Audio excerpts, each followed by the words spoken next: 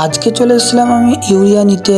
আর ইউরিয়াটা নিয়ে আমি চলে যাচ্ছিলাম ঘরের দিকে খাবার টাবার খেয়ে দিয়ে মাঠে যাব বলে। তো ঘরে এসে খাবার টাবার খেয়ে দিয়ে আমি চলে যাচ্ছিলাম আব্বাদের জন্য খাবার নিয়ে। আর একটু বৃষ্টি হচ্ছিল বলে আমি ছাতাটা নিয়ে চলে যাচ্ছিলাম মাঠের দিকে। তো চলো আগে চলে যাই আমি মাঠের মধ্যে। তো মাঠের মধ্যে এসে দেখলাম যে বড় আব্বু বিছন মারছিল আর আমার আব্বু গিয়েছিল বিছন পার করতে। তো আমাকে আর একবার যেতে হবে ঘরে গিয়ে আমি বড় আব্বুর খাবারটা নিয়ে চলে এলাম।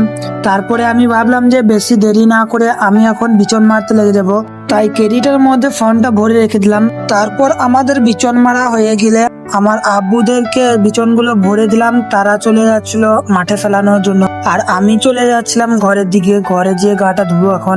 তো ঘরে যেয়ে আমি নামাজ টামাজ কমপ্লিট করে খাবার টাবার খেয়ে দিয়ে ঘুমিয়ে পড়েছিলাম কিছুক্ষণের জন্য।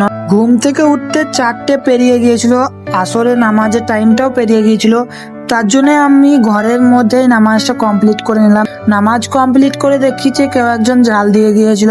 তো সেই ঝালটা খেয়ে আমি চলে যাচ্ছিলাম মাঠের দিকে। তো মাঠের কাছে এসে দেখলাম যে আব্বু আমাদের বিচন মারছিল। তো বেশ বিচন মেরেও রেখেছিল অনেকটাই। তো আমিও লেট না করে আমিও লেগে পড়লাম। তো আমাদের বিচন মারা হয়ে গেলে আমি এখন বিচনগুলো সব উঠিয়ে রেখে দিলাম এলের মধ্যে। আর আব্বু নিয়ে চলে যাব অন্য মাঠে এগুলো। তাই আমার আব্বুকে এক বস্তা ভরে দিলাম। আর সেই ফাঁকে আমি এক ঝোলা ঘাসও কেটে নিয়েছিলাম।